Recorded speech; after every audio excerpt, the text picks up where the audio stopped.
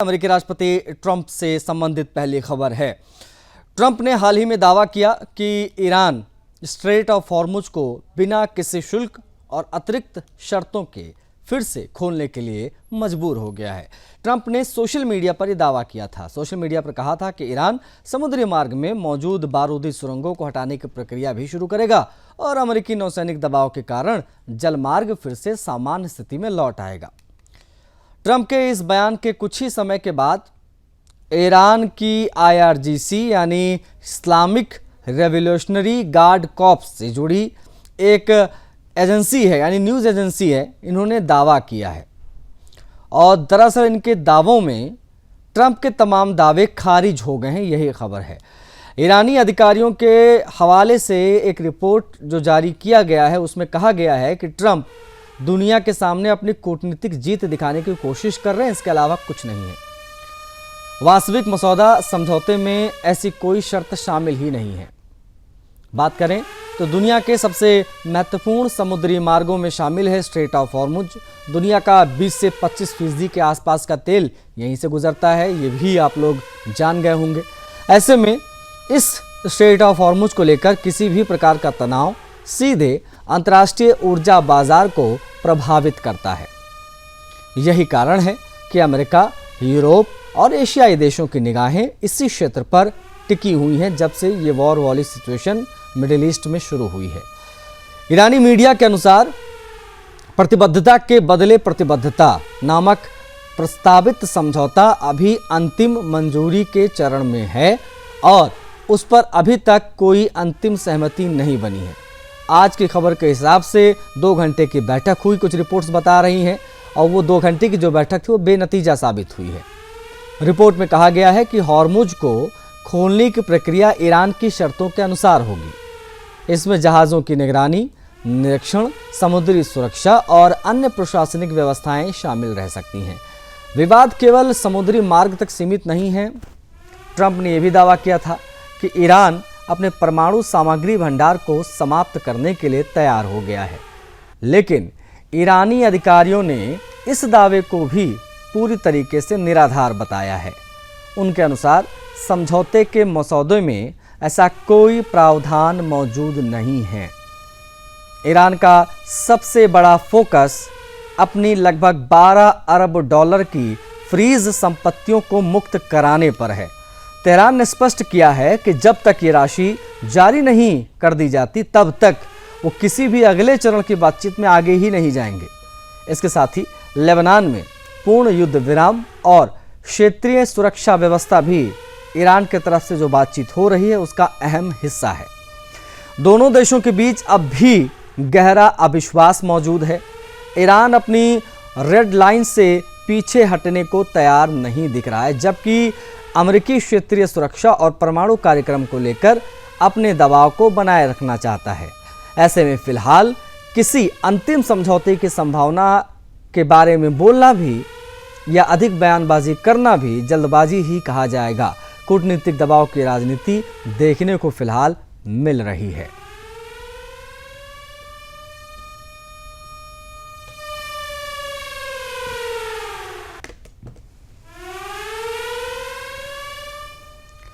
America और Iran के बीच जारी तनाव अब केवल सैन्य और कूटनीतिक मोर्चे तक सीमित नहीं रह गया है। ये आर्थिक युद्ध भी लगातार तेजी से बढ़ा रहा है। अमेरिकी ट्रेजरी सचिव हैं स्कॉट बेसेंट, उन्होंने एक दावा किया है। अमेरिका ने ईरान से जुड़े लगभग 1 अरब डॉलर के क्रिप्टो करेंसी फंड को जब्त कर लिया है। उनके अनुसार ये कार्रवाई ऑपरेशन इकोनॉमिक फ्यूरी के तहत ही की गई है। इसका उद्देश्य ईरान की वित्तीय क्षमताओं को कमजोर करना है। बात करें तो अमेरिकी प्रशासन का कहना है कि इस अभियान के तहत केवल डिजिटल संपत्तियों को ही नहीं बल्कि ईरान से जुड़े बैंक खातों, विदेशी निवेशों और अंतर्राष्ट्रीय वित्तीय नेटवर्कों को भी निशाना बनाया जा रहा है। वॉशिंगटन का आरोप है कि ईरानी नेतृत्व विभिन्न माध्यमों से बड़ी मात्रा में धन जुटा रहा था, जिसका इस्तेमाल क्षेत्रीय प्रभाव बढ़ाने और रणनीतिक गतिविधियों के लिए किया जा रहा था। स्कॉट बेसेंट ने दावा किया है कि हाल के सप्ताह में आर्थिक प्रतिबंध और सैन्य कार्रवाइयों का संयुक्त प्रभाव ईरान की अर्थव्यवस्था पर स्पष्ट रूप से दिखाई दे रहा है। उनके अनुसार महंगाई बढ़ रही है, सरकारी वित्तीय संस्थाओं पर संसाधनों पर दबाव है और कई क्षेत्रों में भुगतान संबंधी चुनौतियां भी महसूस हो रही हैं। अमेरिकी प्रशासन का दावा है कि आर्थिक दबाव ने तेहरान की राजकोषीय क्षमता को सीमित कर दिया है। मार्च 2025 में शुरू किए गए ऑपरेशन इकोनॉमिक फ्यूरी के तहत अमेरिका अपने यूरोपीय सहयोगियों के साथ मिलकर ईरान से जुड़ी विदेशी संपत्तियों की पहचान और उनकी जब्ती की प्रक्रिया भी चला रहा है। अमेरिकी अधिकारियों के अनुसार आलीशान घर, विला, निवेश संपत्तियों और वित्तीय होल्डिंग्स पर भी कार्रवाई लगातार जारी है। उनका उद्देश्य उन आर्थिक स्रोतों को बंद करना है जिनसे ईरान को विदेशी मुद्रा, वित्तीय समर्थन ये सब प्राप्त होता है। इस पूरे घटनाक्रम का दूसरा पहलू भी महत्वपूर्ण है। ईरान लंबे समय से अमेरिकी प्रतिबंधों को राजनीतिक दबाव का साधन बताता रहा है। वो इन आरोपों को खारिज करता रहा है। तेहरान का कहना है कि प्रतिबंधों का सबसे अधिक असर आम नागरिकों पर पड़ता है, जबकि अमेरिका का दावा है कि उसका निशाना केवल सत्ता, प्रतिष्ठान और उससे जुड़े वित्तीय नेटवर्क है। आर्थिक प्रतिबंधों, वित्तीय संपत्तियों की जब्ती का ये दौर आने वाले समय में अमेरिका ईरान संबंधों को और अधिक जटिल बना सकता है। एक और वॉशिंगटन आर्थिक दबाव के जरिए अपनी रणनीतिक बढ़त बनाए रखना चाहता है, तो वहीं दूसरी ओर तेहरान अपने आर्थिक और राजनीतिक हितों की रक्षा के लिए नए विकल्प तलाशने में लगा हुआ है। बता आपको ये दें कि अमेरिका और ईरान के बीच जारी तनाव के बीच व्हाइट हाउस में एक महत्वपूर्ण बैठक हुई और इस बैठक ने अंतर्राष्ट्रीय कूटनीतिक हलकों का ध्यान आकर्षित किया है। अमेरिकी राष्ट्रपति ट्रंप ने शुक्रवार को व्हाइट हाउस के सिचुएशन रूम में अपने शीर्ष राष्ट्रीय सुरक्षा सलाहकारों और वरिष्ठ अधिकारियों के साथ करीब 2 घंटे तक मंथन हुआ डील पर। इस बैठक का मुख्य विषय ईरान के साथ संभावित समझौता यानी जो डील हो रही है वो क्षेत्रीय सुरक्षा और परमाणु कार्यक्रम। बात करें तो इस बैठक से कोई ठोस निर्णय सामने नहीं आया, बैठक बेनतीजा रही। व्हाइट हाउस के एक सीनियर अधिकारी हैं, उनके अनुसार बैठक बिना किसी अंतिम निष्कर्ष के समाप्त हो गई। अधिकारी ने स्पष्ट किया कि राष्ट्रपति ट्रंप केवल उसी समझौते को स्वीकार करेंगे जो अमेरिका के रणनीतिक हितों के अनुकूल हो, उनकी निर्धारित शर्तों को पूरा करता हो। बैठक से पहले ट्रंप ने भी संकेत दिया है कि वो ईरान के साथ संभावित समझौते पर अंतिम निर्णय लेने की प्रक्रिया में हैं। लेकिन बैठक के बाद जो संदेश सामने आया है उससे ये साफ हो गया है कि अमेरिका अभी भी तेहरान के प्रति बेहद सतर्क रुख अपनाए हुए है। व्हाइट हाउस का कहना है कि ईरान के परमाणु कार्यक्रम को लेकर किसी प्रकार की नरमी नहीं बरती जाएगी। बात करें तो अमेरिकी प्रशासन की सबसे बड़ी चिंता ईरान की परमाणु महत्वाकांक्षाएं हैं। व्हाइट हाउस अधिकारी ने दोहराया कि अमेरिका किसी भी स्थिति में ईरान को परमाणु हथियार हासिल करने की अनुमति नहीं देगा। उनके अनुसार किसी भी संभावित समझौते की मूल शर्त यही होगी कि ईरान के परमाणु कार्यक्रम पर प्रभावी और सत्यापित नियंत्रण सुनिश्चित किया जाए। इस बैठक में क्षेत्रीय मुद्दों पर भी चर्चा हुई। इनमें संभावित युद्ध विराम को आगे बढ़ाने, रणनीतिक रूप से महत्वपूर्ण स्ट्रेट ऑफ हॉर्मुज को लेकर चल रही वार्ताएं भी शामिल थीं। लेकिन इन विषयों पर भी कोई अंतिम फैसला नहीं लिया गया। अमेरिका अभी ईरान के साथ जल्दबाजी में किसी समझौते पर पहुंचना ही नहीं चाहता। वॉशिंगटन की कोशिश है कि किसी भी डील में उसकी सुरक्षा संबंधी चिंताओं और क्षेत्रीय हितों को पूरी तरीके से सुरक्षित ही रखा जाए। दूसरी ओर ईरान भी अपनी शर्तों और रणनीतिक हितों को लेकर पीछे हटने के संकेत नहीं दे रहा है। ऐसे में स्पष्ट है कि अमेरिका और ईरान के बीच कूटनीतिक संवाद जारी रहने के बावजूद दोनों देशों के बीच कई बड़े मतभेद अब भी बने हुए हैं। यही कारण है कि व्हाइट हाउस की ये महत्वपूर्ण बैठक भी किसी निर्णायक नतीजे तक नहीं पहुंच सकी है और दुनिया की निगाह अब अगले राउंड की टेबल टॉक पर टिकी हुई है।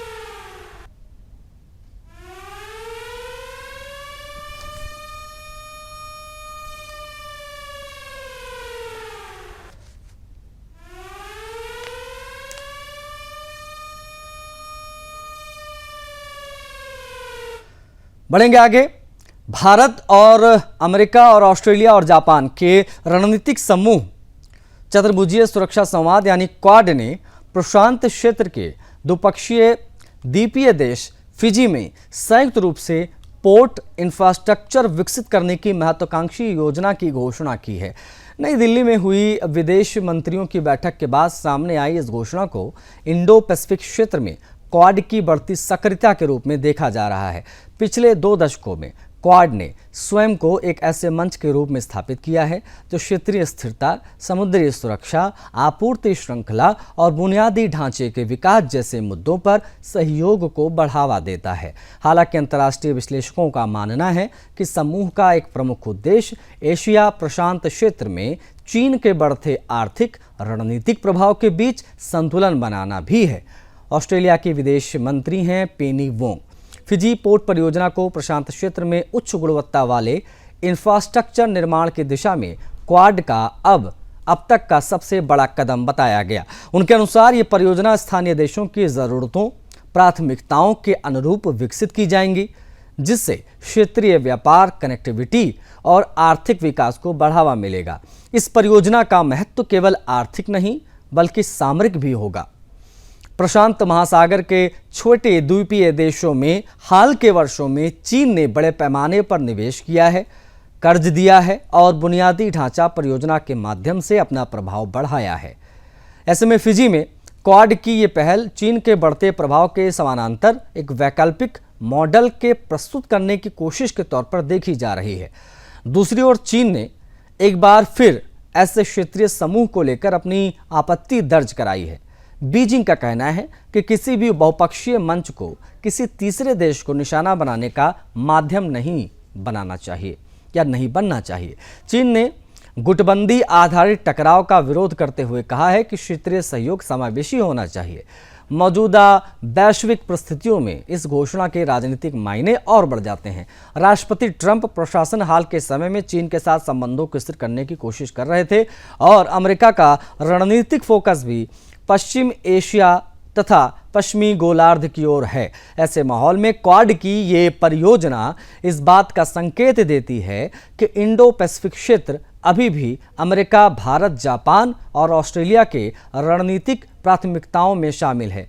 फिजी पोर्ट परियोजना आने वाले वर्षों में केवल एक बुनियादी ढांचा परियोजना नहीं है बल्कि इंडो पैसिफिक क्षेत्र में प्रभाव, साझेदारी और रणनीतिक संतुलन की एक नई कहानी भी लिख सकता है। अमेरिका की राजधानी वॉशिंगटन से एक महत्वपूर्ण कानूनी और राजनीतिक घटनाक्रम की खबर सामने आई है। देश के प्रतिष्ठित सांस्कृतिक संस्थान है John F Kennedy centre for the performing arts.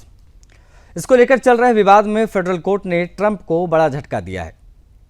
अदालत ने आदेश दिया है कि कैनेडी सेंटर से ट्रंप का नाम हटाया जाए और संस्थान के आधिकारिक दस्तावेजों तथा जो प्रचार सामग्रियां हैं किसी भी प्रकार से ट्रंप कैनेडी सेंटर नाम का उपयोग नहीं करेंगे। यूएस डिस्ट्रिक्ट जज क्रिस्टोफर कूपर ने अपने फैसले में कहा है कि कैनेडी सेंटर की स्थापना पूर्व अमेरिकी राष्ट्रपति जॉन एफ कैनेडी की याद में की गई थी और इसकी कानूनी संरचना स्पष्ट रूप से परिभाषित है। इसलिए संस्थान के नाम में किसी भी प्रकार का बदलाव केवल अमेरिकी कांग्रेस की मंजूरी से ही संभव है।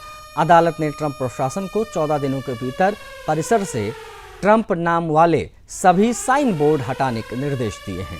ये विवाद तब शुरू हुआ जब संस्थान से जुड़े कुछ बोर्ड के सदस्यों ने नाम में बदलाव का समर्थन किया।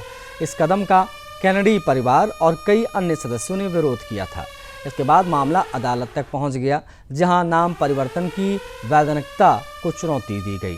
अदालत ने केवल नाम परिवर्तन पर ही रोक नहीं लगाई, बल्कि ट्रंप प्रशासन की उस योजना को भी झटका दिया जिसके तहत कैनेडी सेंटर को व्यापक मरम्मत कार्य के लिए 2 वर्षों तक बंद रखने की बात कही गई थी। जज ने कहा कि जरूरी मरम्मत का काम जारी रह सकता है, लेकिन संस्थान को पूरी तरीके से बंद करने के प्रस्ताव को लेकर पर्याप्त औचित्य नहीं दिखाया गया है। इस फैसले के बाद ट्रंप ने सोशल मीडिया पर प्रतिक्रिया भी दी। अमेरिकी वाणिज्य विभाग को निर्देश दिया कि कांग्रेस के साथ समन्वय और संस्थान के प्रशासन और प्रबंधन को लेकर आवश्यक कदम उठाए जाएं। ट्रंप ने भी कहा कि बड़े स्तर पर होने वाली मरम्मत के दौरान केंद्र को पूरी तरीके से खुला रखना सुरक्षा के लिहाज से जोखिम भरा हो सकता है। यह मामला डेमोक्रेटिक पार्टी के सांसद जॉयस बीटी द्वारा दायर याचिका से जुड़ा है। उन्होंने कैनेडी सेंटर बोर्ड के फैसले की अदालत में चुनौती दी थी और अब अदालत इस फैसले ईरान के इस फैसले ने अमेरिकी राजनीति में एक नई बहस को जन्म दे दिया है। बता आपको ये भी दें इस पूरे मामले में कि डोनाल्ड ट्रंप को कोर्ट से बड़ा झटका लग गया है और कैनेडी सेंटर से ट्रंप का नाम हटाया जाएगा। यही बड़ी खबर है और यही चर्चा का विषय भी है इस समय।